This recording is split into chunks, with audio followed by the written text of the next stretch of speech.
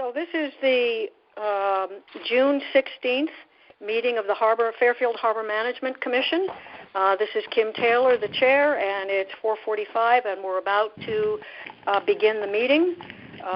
We have Jack Herschler here, Ted Schwartzman, Eric Sunman, Sam Cargill, Betty Gabriel, Ed Billings, Harbor Master, Jeff Stedman, consultant, Mark Foster, do we have you here? Or Harry French? And normally that's the right thing to do for him. Okay, so the first order of business here is to approve the minutes from the last meeting. They were distributed by Betty. Does anyone have any concerns with how they were written? Can I have a motion to accept them as distributed? So he's been with us, so I'm just looking at his file. Kim, this is Ted. I'll move to accept them as written. Thank you. Do I have a second? I'll second. Thank you, Jack. Formal education, what he studied in college.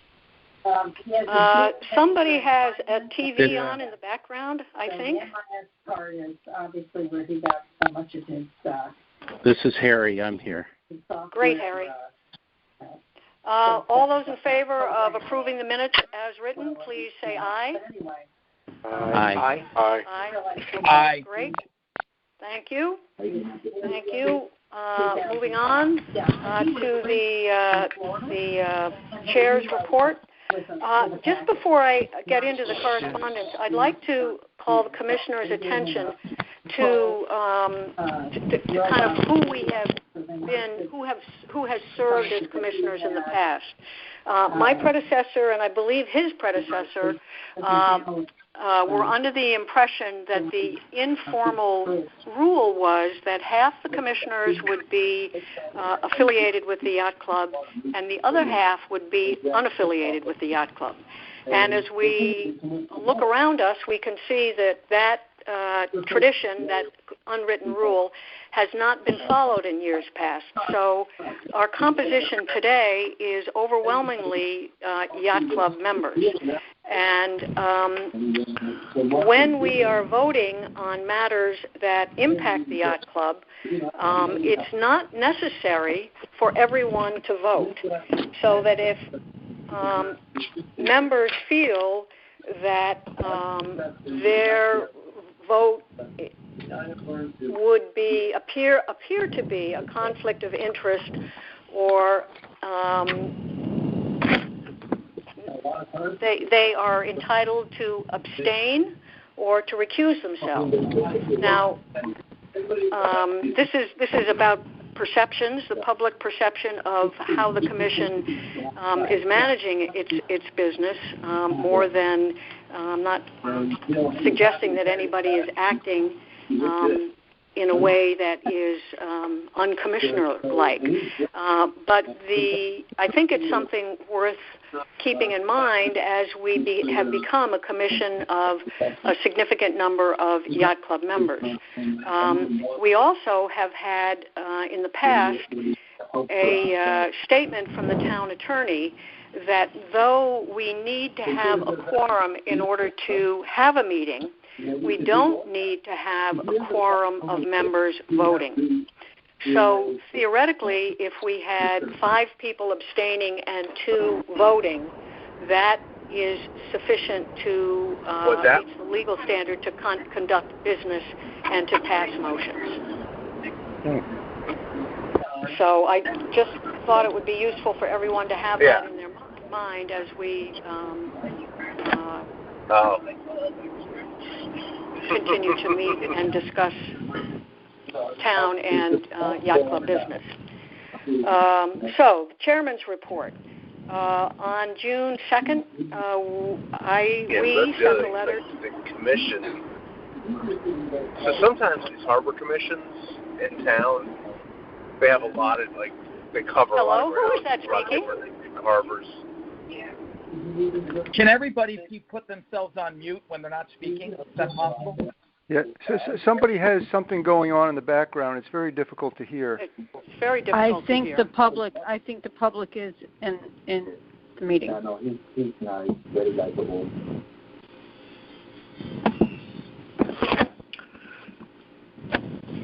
Hey, Betty, I think Kim is capable of putting everyone on mute, isn't she? Well, I can try that, yeah. And then I think we could Okay, so I've done that. Everyone is muted and will have to unmute themselves. Okay. Can you hear me, Kim? It's Betty. I can hear you, Betty. Excellent. Are we all still here? I assume we're all still here. Yes. Okay. This is Harry. Good. Okay, Harry, thank you. I realized that was a loaded question after I asked it. June 2nd, we sent the letter to Race telling them that the Harbor Management Commission supports Pequot Yacht Club's application to DEEP for a COP for the Ideal and Whaler Dock mooring floats. On June 12th, we received a letter from Race attaching the Yacht Club's application to DEEP for that COP for the Ideal and Whaler Dock mooring floats. And we'll be taking that up under new business, and that's when we will hear from the Yacht Club's representative. Ed, Harbor Master's report?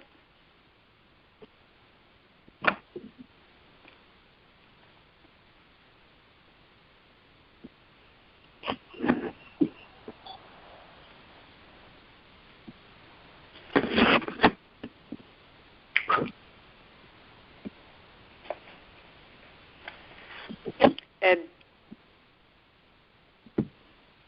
do you remember how to join the meeting?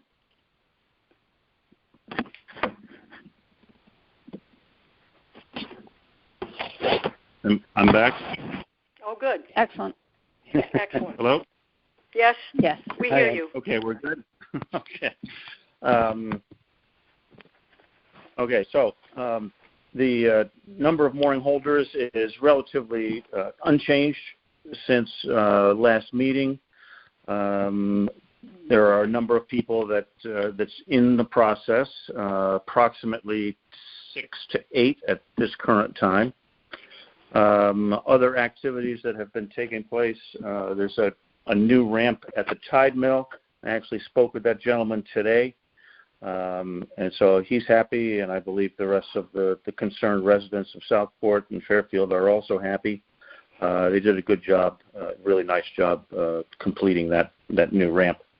One item of concern that I believe may be coming up later in this meeting is that of swimmers on the lower wharf. I received notification from 2 individuals that they're concerned, in addition to another concern of a supposed illegal vessel, perhaps on a private dock in Southport. We were responding to both at the same time, and I did see swimmers at Lower Wharf, which, I mean, they're school-age children. I approached 4 of them. They're basically out there having fun. There are no signs on the dock, nor are there any signs upon the entrance to the Lower Wharf, which, that's a grave concern to all of us, I believe. That dock is pretty old. I would be skeptical that someone would not come away with splinters at the easiest of injuries, and other injuries, of course, might be possible. When I saw them, they were running and jumping off of the pier, and I've received confirmation that that has been taking place since then. I recommend a sign. Something simple can be worked up. We can print it, encapsulate it in plastic, and staple it to the pilings until something permanent is done there.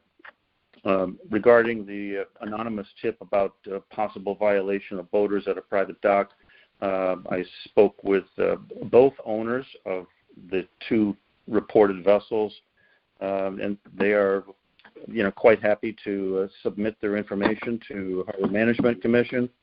So that is in the works.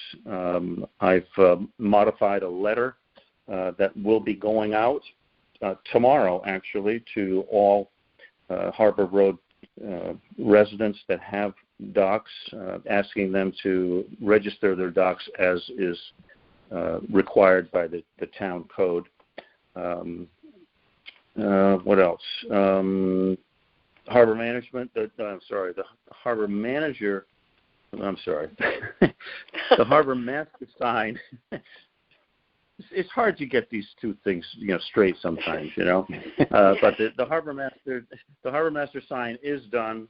It came in it came in under what I suspected the budget was, thanks to the people at Plastic Factory and Sign here. You asked me to get shirts last time. I contacted two people that I'm familiar with in the boating industry, and they advised me to get something very local, as they did not really want to get into an order that small. So I do have a contact that is in Bridgeport. I'm going to try to meet with him tomorrow or Thursday and see if we can get something going. But would I like to have the shirts? Yes, but I think it's a low priority compared to other things on our mutual agenda. Swimming sign being, first and foremost in my mind. I think that's about it. Like I said, I did distribute a couple of my letters today. I just happened to run into a few people, so they're being met with positivity at this point in time. Good. I think that's about it. Any questions for the harbor master? Kim, this is Jeff Stedman. Could I make a comment? Jeff. Please. With respect to the lower wharf and the swimming from that beach, is it necessary for the commission to adopt specific? We talked about this years ago when the lower wharf was first acquired and the commission was given authority, responsibility for managing it. But is there a need to think about specific rules and procedures for use of that in order to ensure that it is used properly, or that there's something that can be enforced when someone does something that we think is inappropriate? Because we've never done that with respect to the lower wharf. Well, there probably is the need to have some rules, but the town code says that there's to be no swimming from the lower wharf, and I think something about fishing as long as the fishermen stay out of the way of boaters. So we do have some basic rules that are really already on the books. I was just looking for where those are, and I couldn't find them. Chapter 24, I think. I think 24. Okay. Town code. 11, I'm looking at now. Memory serves. 24, 11.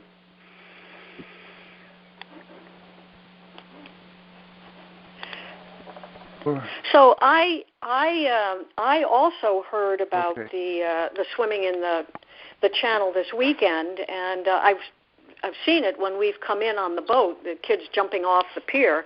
But apparently this weekend they were also running from the town green and somersaulting into the water and somersaulting off the railings, with parents watching and taking pictures. So that's probably an accident waiting to happen. Exactly. Yep. Exactly. So I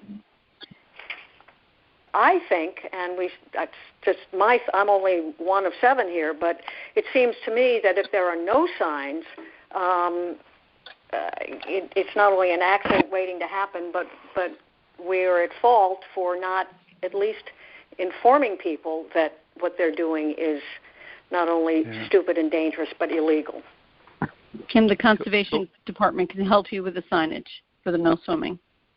They can do that, Betty? Yes. Ed has ordered signs. Brian has ordered signs. So we should be able to have something done up. I can work with them tomorrow. It's section 2411, as you said. Swimming is prohibited in the inner harbor, but there's nothing specific to the lower wharf. But that should be enough then for enforcement. And I understand somebody called the police this week on Saturday as well, and I don't believe that they ever came. I could be wrong about that, but I heard that they did not come. So, and that the guard was making an effort to get the kids to stop, and without success. So,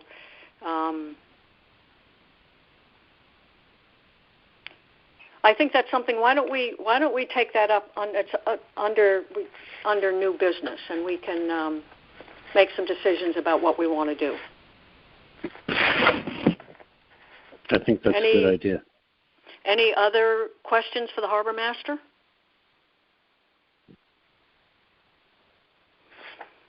Okay. Thanks, Ed. We do have a new application by Aquarian Waterworks 2 Deep for a permit for the diversion of water for consumptive use, including diversion affecting the Hemlock Reservoir and Mill River in Fairfield. And Jeff will be, we can chat about that also under new business with Jeff's help. Under old business, Lower Wharf project, Jeff? Spoke with the town engineer and Mr. Sternberg from Race, is helping us with the bid notice. And so our first task is we had a conference yesterday, and Mr. Sternberg said that he will amend the previous bid notice to change the dates and the references to the disposal site that has to be used, and he will do that as quickly as he can. And it will probably take several weeks for the town purchasing department to issue this, because Mr. Hurley, the town engineer, said that they have a lot of work to do, like everybody else. And the other thing that will have to be included in the bid notice is the disclaimer that we don't have the cap material, so that it doesn't mean that the job is dependent on obtaining cap material in the amount of 20,000 cubic yards to cover our relatively minor project. So that's beyond our control, as it was last year and the year before, and we'll continue to communicate with the Corps of Engineers, which is responsible for coordinating dredging projects, and hopefully there will be a project that materializes that we can use as our cap. I did talk with the representative of the Connecticut Port Authority, who was providing the majority of project funds, to tell him what our plan is, and he, of course, agreed to put the bid notice out sooner rather than later. So Mr. Sternberg said it would be in an amount, he said a few hours of work, but in any case, an amount not to exceed $500 to revise the bid notice. And that's, we can't do anything unless the notice goes out, and we still have no guarantee we can do it, but we'll have to try. So the object here is to get the notice out as soon as possible. It would go out in July, yes. Okay. But Mr. Hurley again emphasized that the purchasing department has I don't want to say a backlog, but they have a lot of work that they're currently trying to accomplish. But that's where we are, and it shouldn't take long to amend the notice. Since the commission doesn't meet again until July 21st, perhaps the commissioners would be amenable to authorizing an expenditure up to $500 so that we could get Race to go ahead to do the amendments, and so that we could get this permit back out, the bid back out as soon as possible. I would think that would be a smart idea. So Jeff, the Mr. Sternberger said up to about $500. Is that right? Yeah. Well, when we talked yesterday, he said it would only be a few hours' work, and I said, well, could I say that that it wouldn't be to exceed $500? And he said that's a reasonable.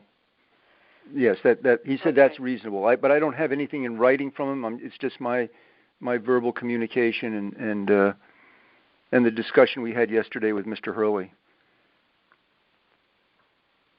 But I can't imagine it would go over $500 for a couple of hours worth of work. For a couple, depends on who's doing it, of course. But right, of course. Is that something we want to do, commissioners? Is to give Race the okay to spend up to $500 to begin to get this our paperwork in order, so we don't have to wait until July 21st? Yeah, that we couldn't do that. I think we have to do it now. It would only delay the project. Right. So we have a motion to that effect.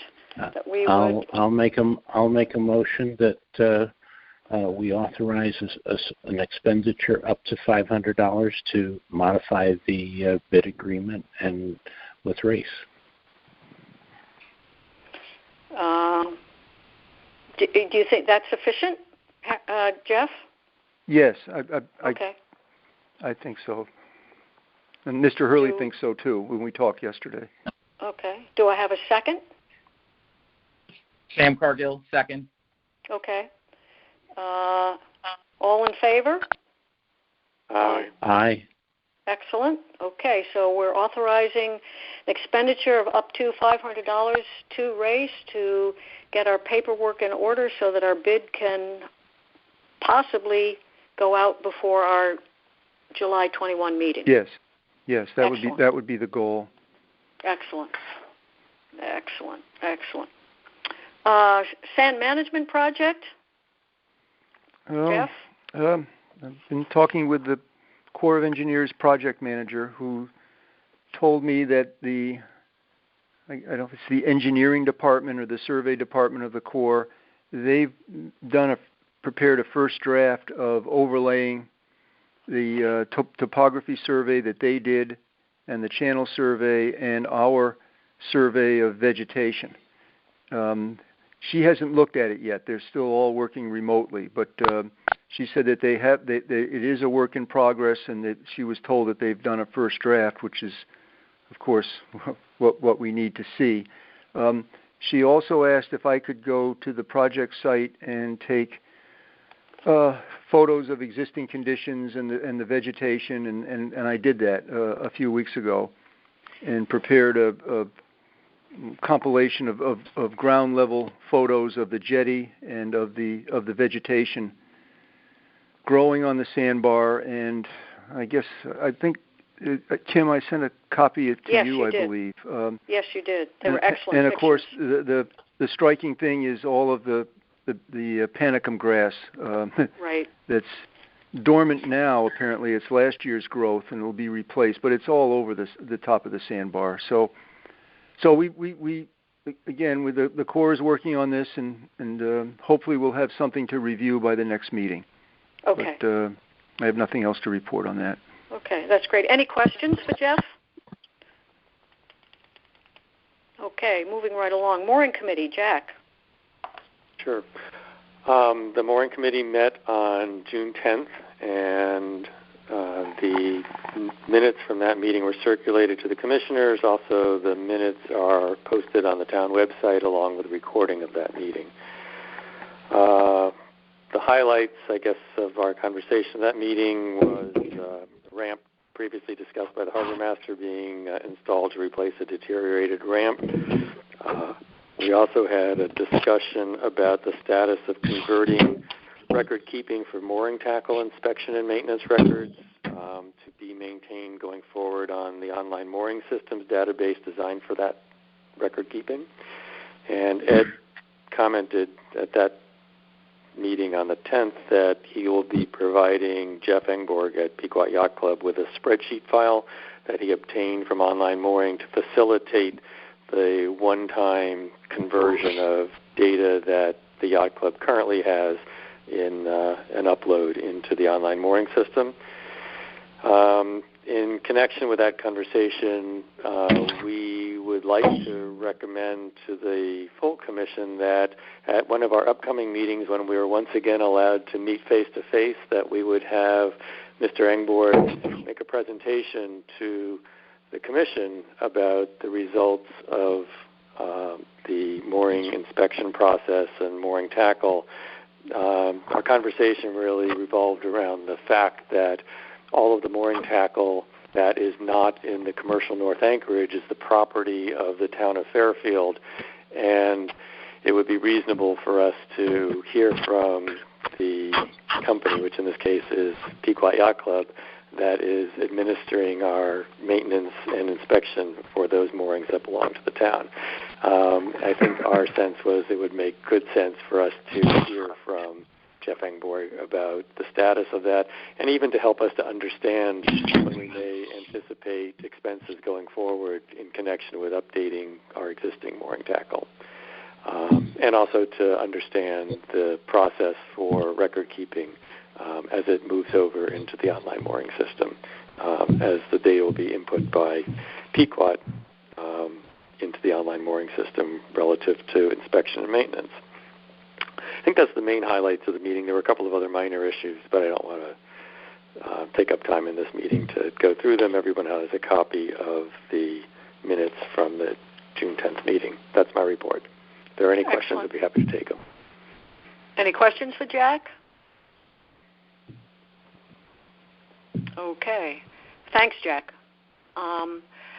Next item is Harbor Management Plan update. Mr. Stedman, I'm happy to report that I have not gotten together with Jeff to talk about the Harbor Management Plan update.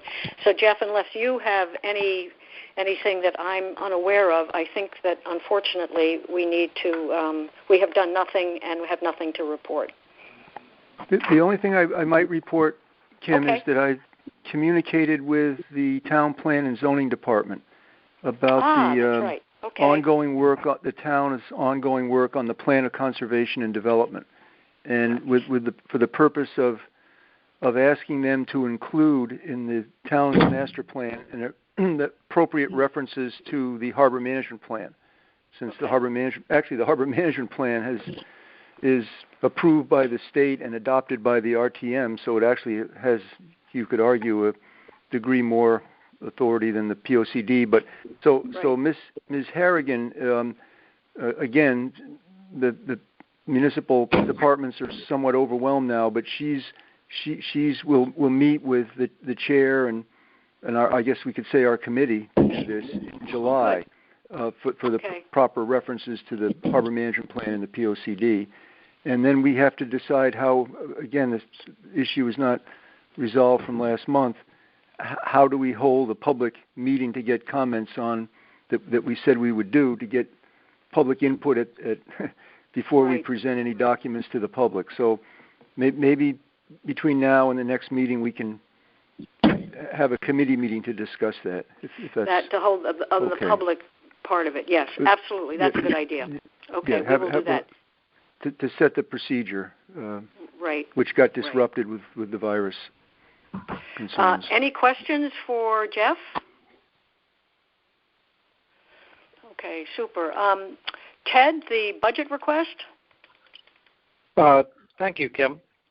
What I wanted to do was basically refresh everyone's memory on where we are relative to the budget, and then talk about what's changed since our last meeting. So about half a year or so ago, we submitted a budget of $23,562 for the Harbor Management Commission, and this represented an increase of $1,400 for the year over fiscal 2019-2020. And that $1,400, $1,000 of it was basically for the harbor master's communication needs in terms of getting a phone and providing monthly service for the phone. And then $400 of it was for office supplies, namely a Chromebook for the harbor master. And the first thing that happened was the Board of Selectmen reviewed it and basically approved our budget and passed it on to the Board of Finance. The Board of Finance on May 11th, a little more than a month ago, reduced us by $400 the amount of the office supplies back to our 2019-2020 level. So instead of the $23,562 that we requested, they basically approved $23,162, which represents a $1,000 increase over fiscal 2019-20, but again reducing us $400 for the office supplies that we had built in there. The RTM then met on June 1st and did not take up our budget specifically, but basically took up other pieces of the town-wide budget and made some changes. But our budget was left in place from what the Board of Finance approved. So therefore, our budget for the upcoming fiscal year is a $23,162, basically an increase of $1,000 over the previous fiscal year, which should serve us well to meet the communication needs of the harbor master. And Kim, that's basically where we stand and where we will stand for the upcoming fiscal year. Excellent. Any questions for Ted? Yes, go ahead, Ted. I was just going to ask if there were any questions, and the one thing I didn't comment on was that the $400 that was reduced in our budget, I think we're actually okay with that because the cost of that Chromebook was actually incurred in this fiscal year as opposed to next fiscal year. So I think we should be in pretty good shape budget-wise for the upcoming fiscal year. Excellent. Any questions for Ted? No. Okay, moving on. Harbor Master to new business now. Harbor Master identification and access to the mooring field. Ed, do you have anything that you want to add to that, or? In terms of just, I'm not quite sure exactly what you mean. You have the signs and. Oh yes. Oh, I'm sorry. Okay. My mind went to a different tack because I also spoke with one gentleman. There's a little bit of confusion as to where people are this year versus last year, although there's only 2 or 3 changes. So I'm sorry, that's where my mind went. No, the only thing I have to do with the sign is just apply the vinyl to the plastic that I got from Plastic Factory. And like I said before, everybody did a great job on it, and it's large enough that people can see it. So good. So you feel that you are adequately identified, and people will know who you are and salute when you approach.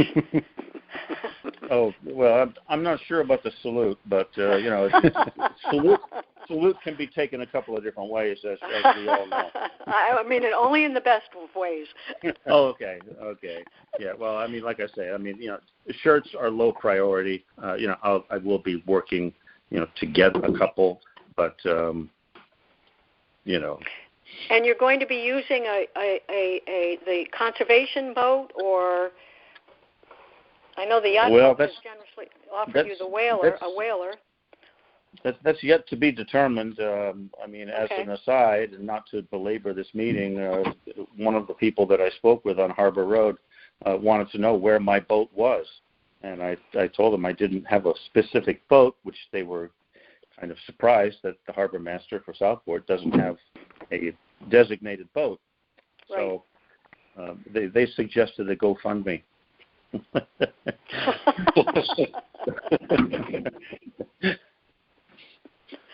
But they weren't going to donate. They weren't going to donate a boat. Oh well, I don't know. I think that depends on how you advertise, or if it's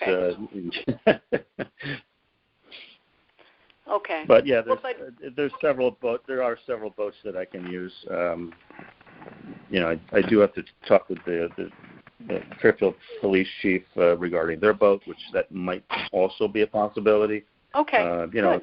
an inflatable or a whaler really would be perfect for this type of a position. Okay. Excellent. Well, keep us posted on how that goes, what boat you've been able to use and how that works.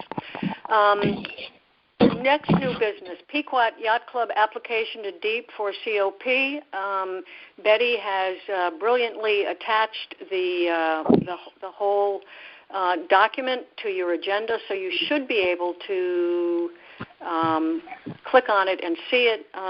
Mr. Ratowski of RACE is going to unmute himself here and explain to us exactly what this proposal is.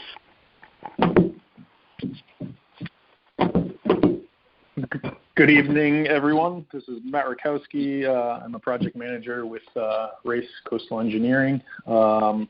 Thank you for letting me address you tonight in regards to this project.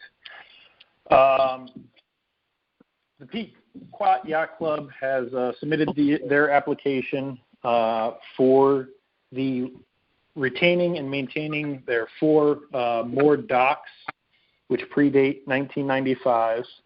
Those are the 3 6x18 docks known as the Ideal docks, which are on the southern, along the southern shore of the harbor, across the harbor from the club, as well as their 6x60 foot moored dock, which is known as the Whaler dock, which is on the southwest of their marina docks, immediately southwest of those docks. In this application, they're also seeking to modify the Whaler dock in order to gain an additional dock for the Ideals that they currently have in their fleet. So they're seeking to get an extra 6x18 out of the modification of that Whaler dock, which would be placed immediately adjacent to the other 3 that are used seasonally. Also, in this application, the club is seeking in-water storage of the moored docks immediately north of their fuel dock, attaching it to the existing L dock right outside the mooring field, the northern mooring field. They're seeking to tie up the 4 6x18 docks, the modified Whaler dock, the 6x42, and then their existing seasonal dock, which is an 18x48, anchoring them all to the dock that's northeast of their marina, or the fuel dock. That's used for the high school programs during the off season and frostbite programs. That's the project in a nutshell. If you have any questions, I could answer them for you. And that's all I have. Commissioners, any questions? No, I'm satisfied. I have a question, Kim. It's Jeff. Yes, please, Jeff. Where do you store the docks now? Where does the club store the docks now, Matt? Is this proposed something different than what they have done in the past? It is not. It is a clarification to the state in regards to where they're stored. They are stored currently in that position for the winter programs. So we're just trying to make sure everything that the club does has been reviewed and authorized by the state. And you've determined that the floats can be placed and are placed so that they don't encroach into the federal anchorage. Correct. That's one of the conditions of this. All right.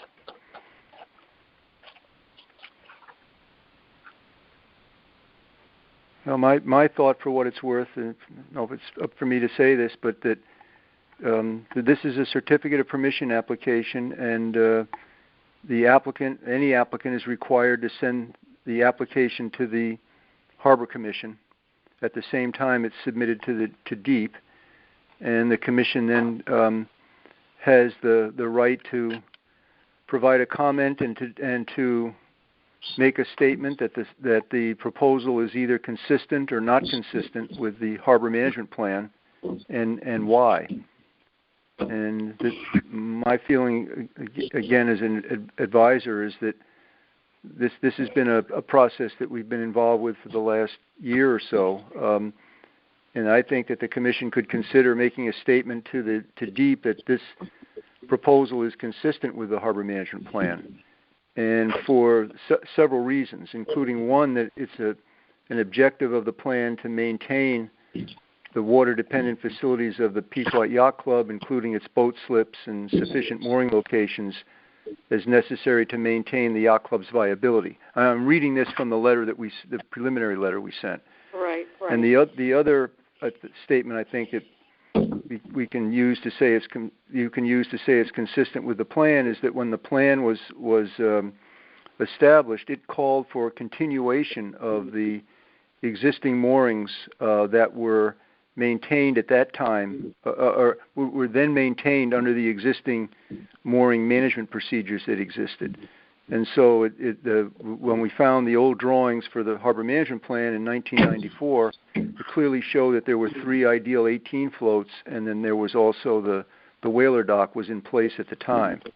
I think we also want to make clear, though, that the ownership of the mooring tackle would continue to remain with the club, and that these floats would continue to be subject to the Harbor Management Commission's annual mooring administration and permitting procedure, pursuant to the rules and procedures. The tackle belongs to the town. That was my understanding. Yep. So I think the commission could consider this a statement but again, I'm just suggesting this that this is consistent with the harbor management plan for those reasons. Commissioners, thoughts, concerns? I'm fine with it. This is Harry. Yep.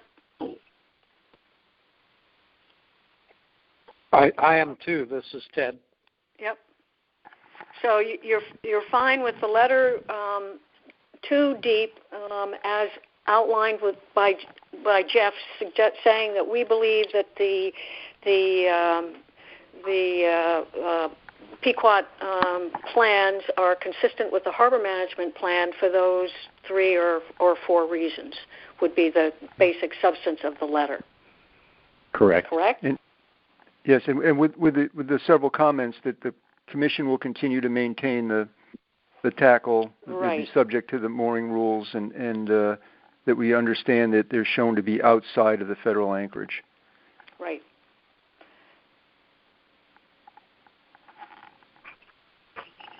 So, commissioners, are you in favor of such a letter?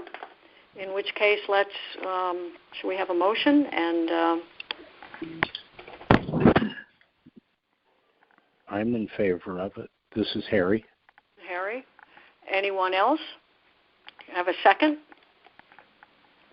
Dan Kirkland, second. Is that Sam? Yeah. Okay, so Harry's in favor. Sam is going to second it. Kim, I'd like to abstain. It's Jack because I'm a member of the yacht club, and I think I have a conflict by voting. Mm-hmm. Okay, thank you, Jack. Anyone else?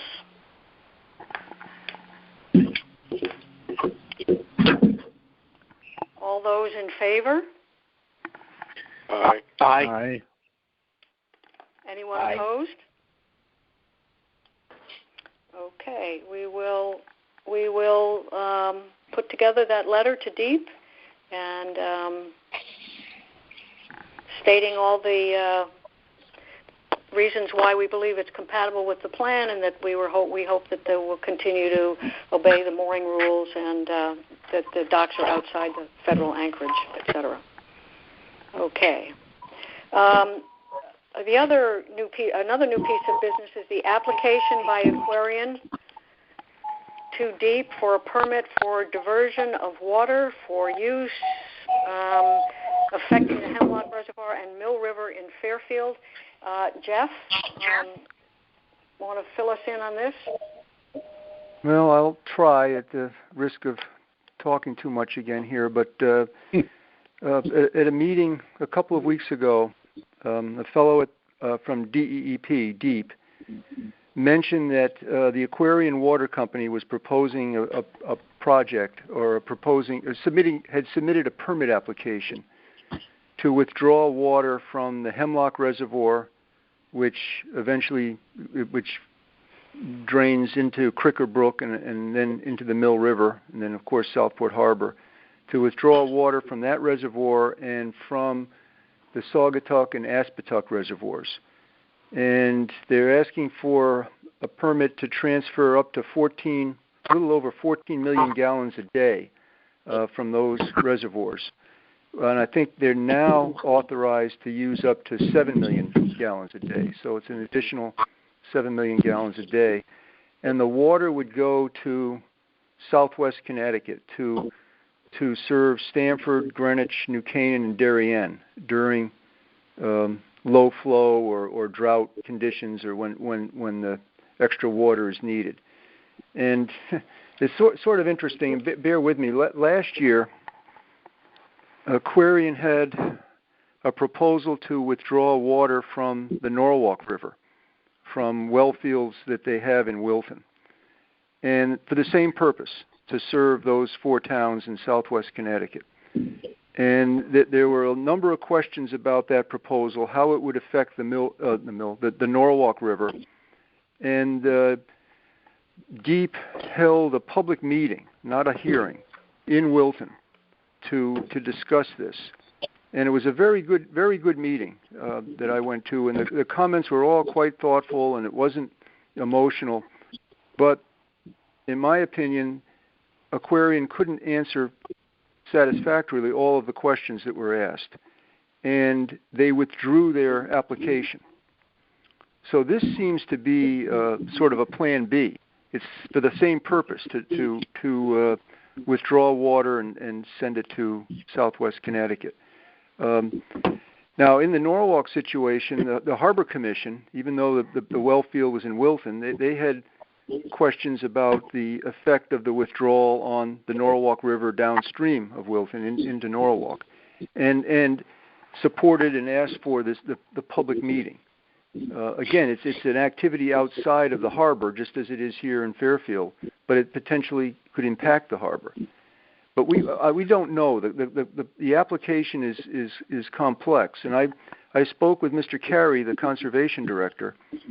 He doesn't understand it all yet either, and he has a meeting tomorrow.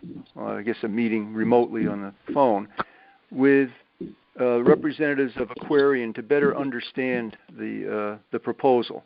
I've also talked about this with a representative of the Fair Plan group in Fairfield, and also the Mill River group, and they're of course interested in it as well. So one of the thoughts might be to consider the Harbor Commission following the precedent that was set in Norwalk, when you have this sort of complex project that's withdrawing water, for the Harbor Commission in Fairfield to be supportive and to inform DEEP. Again, we don't know what the impacts might be on downstream, on fish and wildlife, or on water quality classifications, and maybe there are none. But it might be something that you would want to consider doing, is to write to DEEP and support a public meeting being held to allow environmental groups in the town of Fairfield to better understand the impact it might have on Fairfield's water courses and on the resources in the water courses. So that for that reason, I suggested that this be put on the agenda. But again, I've tried to read it, and it's very difficult to understand. But the summary is that they're asking to withdraw an additional 7 million gallons of water a day from 3 reservoirs, including the Hemlock Reservoir. Kim, this is Ted. Could I comment very quickly on what Jeff said? Please. I would be very supportive of writing that letter saying that we would very much be in favor of a public comment period or a meeting, something of that nature. Mm-hmm. Like Jeff, I read through the application, and my main concern was that there was no hard data in there on what the impact would be on the Mill River. Right. So, basically they were asking you to take a leap of faith that there would be no impact. and that was mentioned a couple of places that, according to their experts, there would be no impact on any of the rivers. And that's hard for me to believe they're going to take an extra 7 million gallons a day. Right. With no impact anywhere in the system. So anyway, I was very concerned about that, just that there was no hard data on what the impact was on the Mill River. And it's, again, pardon me for talking again, Ted, but that was the answer with the Norwalk proposal too, from the Norwalk River. Their initial assertion was that there would be no impact. And the letter that the Harbor Commission in Norwalk wrote for that particular proposal was that included a statement that for the purpose of better understanding the potential impacts of the applicant's proposal on the ecosystem, and here we might add, of the Mill River and Southport Harbor, and so we may provide more informed comments during the ongoing review period. The Fairfield Harbor Management Commission herewith requests that DEEP convene a public meeting to further discuss the proposed project prior to issuance of any public notice. Such a meeting would allow the Commission and other interested parties to ask questions concerning the project's need and impacts and otherwise discuss project issues with the applicant outside of a formal public hearing process. So I changed some of the words, but that was the letter that was written by the Norwalk Harbor Commission. And so for discussion, I was thinking that maybe we could write a similar letter. And I think that would be appreciated by the Fair Plan Group and by the Mill River Wetland Committee as well. Harry? This is Harry. I would support writing that letter because it's not only going to affect the harbor somehow, but it will affect everyone in Fairfield. Right. Absolutely. Jack, I would also support the recommendation by Jeff Stedman. Okay. So seems it's a consensus of the group. But let's go ahead and write the letter, Jeff. And okay. Will you be getting a report from Brian Carey on his meeting tomorrow? He said to talk with him towards the end of this week. So I'll call him on. I don't know if he works every day, so I'll talk with him before the end of the week. And again, there may be the impacts may be insignificant, but as Ted said, it's just as in the Norwalk proposal, the statement that there'll be no adverse impacts requires some discussion and analysis of that. Right. It's hard to believe, frankly, that there would be no impact. Very hard to believe. Okay, excellent. Final item on our agenda is swimmers at the Lower Wharf. I would like to ask Sam and Eric if they wouldn't mind taking the reins on this one and getting us some signs down at the Lower Wharf that would discourage folks from doing foolish and dangerous things and inform people that they might be doing foolish and dangerous things if they're jumping into the water and swimming and doing those kinds of things.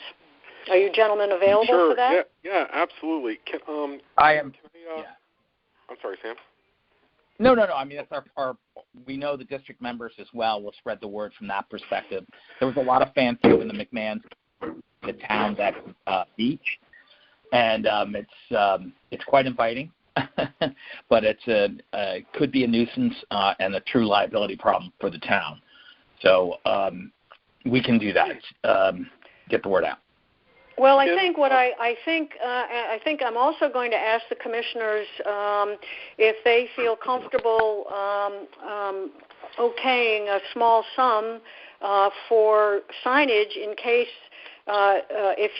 Betty said that the Conservation Department can help with signs, but if there's some costs incurred before our next meeting, it might be advisable if the commission has given you an allowance so we could get the signs up again before we meet again in July. Kim, can I add something? Sure, please.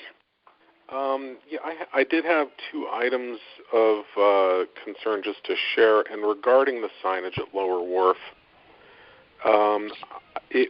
since we are the Lower Wharf is in our purview to manage the activity down there, we should direct where signage would go and also the language on them. Right.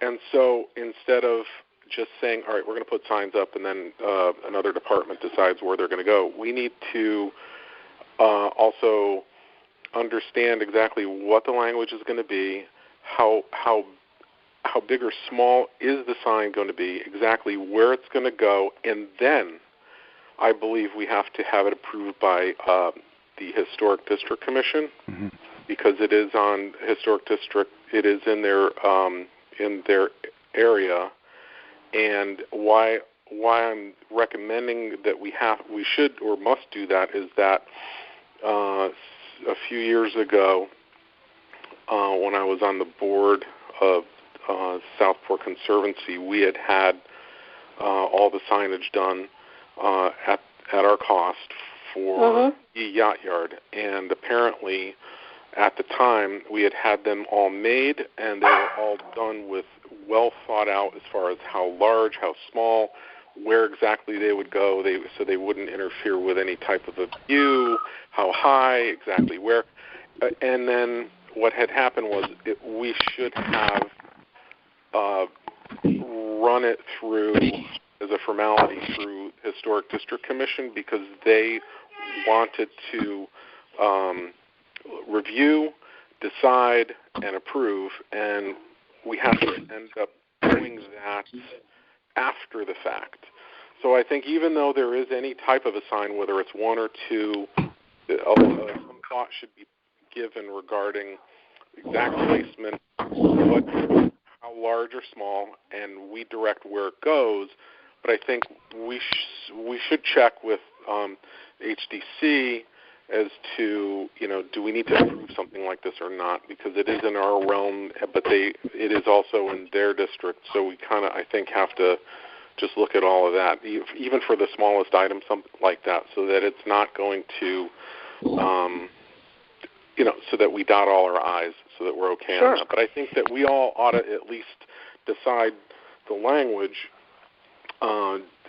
no jumping, no swimming, and then maybe, quote the code of Fairfield or something, however they do it elsewhere in town, but, not an enormous sign, something that is not going to be, rubbed up against if you're walking your dog down to the beach and you're going to, we want to direct where it's going to go and how big and how small it is, and then get a recommendation from HDC. Will they approve the font, the color? I mean, it gets to that level here. So even for something like this, so I think we should probably take that into consideration. But it sounds like we want to get this done fast, right? Well, what I'm thinking is that Betty has said that the Conservation Department would be able to work with us, so they have some experience with I assume with some of the language, some of the materials, how to cite town code if that's what we decide to do. But I think the exact location, where is the exact location of the sign or signs? Do we want? Right. Do we want to talk about it now? I wasn't suggesting location. I'm sorry? I was not suggesting location, only that we've ordered signs with the no swimming and such at Lake Mohegan. So we have a vendor that we've used and that we're happy with to the extent you needed that. Right. Okay. Well, Eric, I think that's why I mean, I know that you and Sam are down there a lot, and I guess that's why I'm asking you guys to get some suggestions about where signs would go. I mean, we've all seen the kids jumping off the railings of the South Wharf. Is it, that happens concern more about jumping off the railing and jumping off the railing more so than any swimming from the beach where all the dogs No, it's swim? against the town code to swim in the harbor, the inner harbor. No, there's no swimming allowed. It's clear, but I mean, do we? The question is, do we keep signage more at the road or exactly at the point of where this is occurring? So I think maybe we should review that and decide. Yeah, this is Harry again. Do we know when they meet? HDC? Yes. Historic? Yeah. We'd have to look it up right this. We can find that out in about 2 minutes. Yeah. Is Adam Cliver the chair? I'm sorry. Say that again, Sam. I'm just curious who the chair is. Is Adam Cliver the chair now? Oh, I don't know. We'll find out. No problem. Within a minute or so, we'll have that information. Yeah. Eric, I mean, in the meantime, I guess I have a concern that we heard that the police didn't respond to a claim that there were people jumping into the inner harbor, and that's in the town code. I have a problem with them not responding to a call of a violation of the town code. That's a safety issue. Sure is. So I'm wondering, in the near term, while we're figuring out what the words are going to be and where the placement of the sign is going to be, if the police would, at a minimum, respond when there's a call related to swimming in the inner harbor. Well, I think the warning, there's got to be a warning, though, also, which doesn't seem to be at all. But I heard they didn't show up. They should show up. Right. Eric, you and I mean, I'll reach out to Chief Liddy and explain to him, what's going on, and then what actions we're going to take, working in conjunction with Historic, et cetera, just to make him aware of it. Now, after post-COVID, these kids are going crazy. They've all been inside. They're out going down to Southport Beach. They're jumping off the bridge there, too, which is not legal. And so there's a lot of activity, and so it all starts at home. So I'll make sure my son stops jumping from there. I know he's been at Southport Beach, but and he knows he said he knows some of the kids that do it. I think how they do it is the police will socialize it. They'll keep an eye on it. They'll do when they do their turnaround at the end of the road at Ye Yacht Yard, they'll take a look. They'll talk to neighbors. That's really what Chief Liddy will take a call. Yes, Adam Cliver is the chair, and their latest meeting posted was June 11th. So you're looking at July 11th that they're going to have it, or somewhere in that zone. Yeah. But well, I guess the other thing it might be useful if you could, Sam, explore whether it would be possible to just post a temporary sign. You know what, guys? I just beg for forgiveness. We just put it up, and then we tell Adam we're doing it, and just say, look, this is a public health issue here. This is a safety issue. There's a lot of kids out there. They're going right into an active waterway. It shouldn't be happening. And I think Adam would understand. He's a reasonable guy, but then make it new business for their next meeting. Yes. Yeah, I would say a temporary sign in writing that we propose, and then follow up with that. We'll be responsible for the proper placement in the sign and approval by DC. Another item regarding maybe the sign company that Ed has used could be somebody that we could call on to create something that's more than handwritten. Yeah, I think any font that you want. Yeah, I think you put something up that can be obviously read. And there is a pole right now at the There's a pole at the dock regarding a 10-person maximum or something. So I think on that pole you could attach something right there. Yeah. So that it's just a warning. Yeah, that would sound like, because it's also just before where you don't want them to go. Exactly. Right. Yeah. The other item was I had a resident actually call me regarding the entrance at Lower Wharf regarding the chain. Now, I haven't walked on Lower Wharf in about 2 months. I've gotten as far as the yacht yard, and that's it. Now, I don't know exactly specifically what the concern is, other than sometimes when they're in their landscaping, the chain doesn't get put back on right, or it's on low and people trip over it, etc. But there's some obstacle or some kind of a concrete something where it shouldn't be in the middle of that. And I don't know if that who put that there, why it's there, what it looks like, but we should at least look into it. And, did DPW put it there? Should it not be there? What is it? Has anyone seen what I'm trying to describe? Yeah, I can take a ride down there and see. I haven't noticed it. It's just an FYI. There was one woman I know that walks her dog down there and complains about tripping over this constantly. In this, it's just something to if we can look into. I haven't seen. I just found out about it today, actually, this morning. So Eric, could you take a look at it and maybe take a picture? I mean, would put us into a whole other media mode if we could actually have pictures attached to the agenda of what that is, and maybe some pictures of proposed places for real signs. With HDC blessing. And in the meantime, commissioners, perhaps we should give Eric and Sam an allowance of small amount to get a temporary sign made if they need the money, and can if the sign company that Ed has used would be able to do that.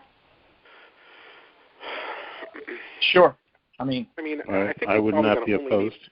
I think the major one is the jumping off the dock and having a warning right there. That's probably the only one Eric, we want right now. Yeah. When I think about it, you see all the COVID posters and signs down there now. Yeah. And I don't believe Historic had anything there. I mean, if you have no jumping, no swimming, and cite an ordinance, you can get one of those signs made for nothing. And tack it right under the maximum 10 on the dock. But I would just give Adam a heads up about the signage, and then I'll talk to Chief Liddy. I'll leave him a message and explain to him our concerns, and that when someone drives down there and turns around at your yacht yard, they should be checking it out. Okay, and commissioners, should we authorize an expenditure up to, I don't know, $50, $100 for a temporary sign to go down there? Probably as soon as possible we should get this thing made and put on that pole. Right. And that will solve a problem. Yeah. Well, at least it'll give some warning. I don't know.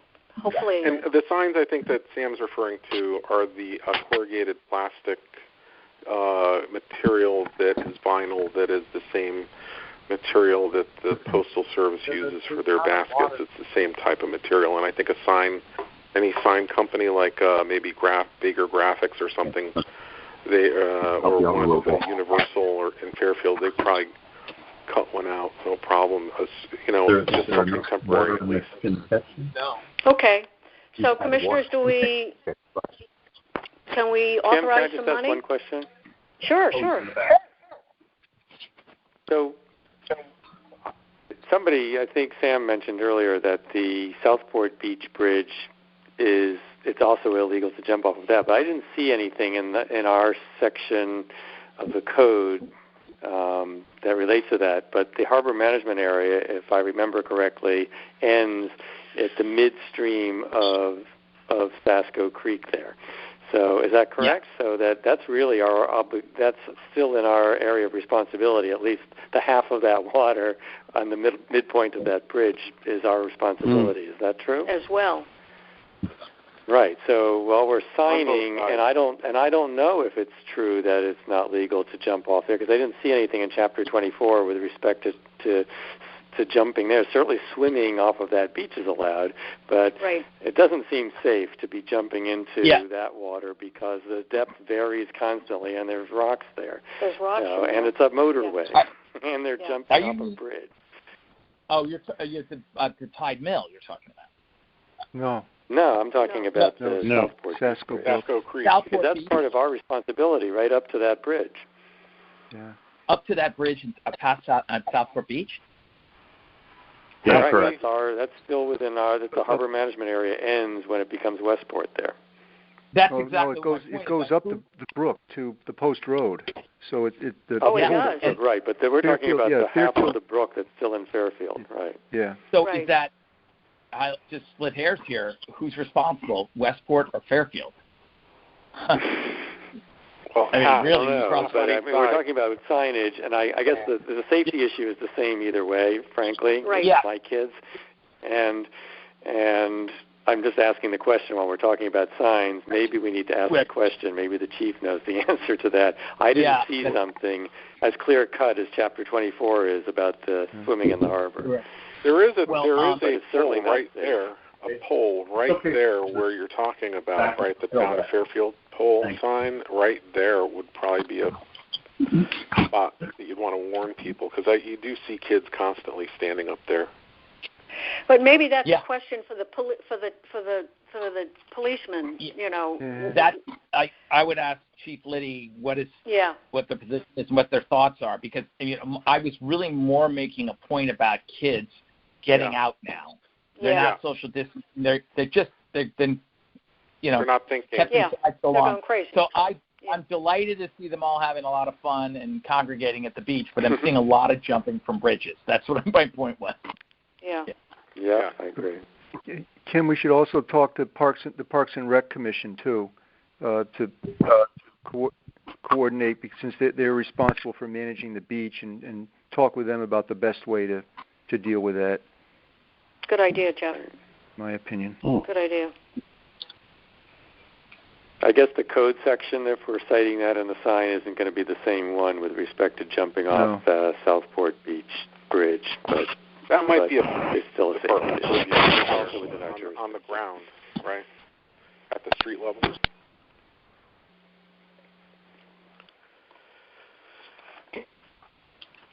So. All right. So should we have a vote then about? I think we should. I think we should decide what's a reasonable amount for sort of an emergency sign, and then if you guys could get that done before the next meeting, and as well as report back, on Historic Commission and Chief Liddy and other angles on more permanent and more appropriate signage, that would be great. But at least this way we'd have something that goes up pretty quickly. So in the meantime, we can get something done within the week and decide where and how, and just put it right on that pole for now, and then come back also with another permanent solution for you to review. Okay. Right. So, Commissioners, if I might. Yes. I'm sorry. Can I just interject one? I believe please. there's a sign that is hanging from the rope that goes across the entrance to the Lower Wharf Park. If that's true, then that sign would have the approved font. So I think it's a triple X. Isn't it a triple X? Like, don't cross through here, right? The sign that's on the chain, I think it's a triple X. Yeah. I think. I mean, if we could just copy that font in, whatever, Times New Roman or, whatever it happens to be, print it out on an 8.5 by 11 piece of paper, or, 3 or 4 or 5 copies, whatever. Put a nice little border around it with little indentations in the 4 corners. Run it through a laminating machine, And you could probably do that for, I don't know how much laminating plastic costs, but it can't be that much. The Conservation Department has a laminating machine for that purpose. We'd want to mount there we go. That's kind of sturdy, right? So that's fine. Perfect. Yeah. Yeah. Good. All right. A piece of PT plywood or something like that, or Yeah. And then if it's acceptable, that sign could be either reduced or blown up in size. You can make it out of this stuff that I just got the other day from Plastic Factory, HDPE plastic. It's virtually you can't destroy this stuff. There are holes in the post itself all over the place that you can bolt something in. Yeah. So it's easy. Yeah. Yeah. So for something quick and easy, that's what I was thinking about. Yesterday. It's like, gee, you just fool around on the computer for a half an hour, get something that says pretty much what it's all about and what we want to prevent. And that's what it's all about is keeping our kids safe. So right. Yeah. I would think you'd want something a little bit larger than a sheet of paper, though, size-wise. I agree. Mm-hmm. Well, we're going under the understanding that this is strictly temporary. So. Yeah. So, Eric and Sam, would you like an allowance, or do you feel that you can get something up without an allowance? I think we could finance it ourselves, and if there's a yes, we'll finance it ourselves. Okay. We'll take care of it, and if I'm not worried about it. Okay, and then report back to us at the next meeting. That would be great. Yep. That would be excellent. Any other new business? Okay. Our next meeting is July 21st. Can I have a motion to adjourn until then? So moved, Jack. Jack moved, and who seconded? Harry. Great, Harry. Thank you. Okay, right, everybody. Thank you very much. Stay safe. Stay well. Good night, everybody. Yeah. Be safe. Good night. Good night. Good night. Good night.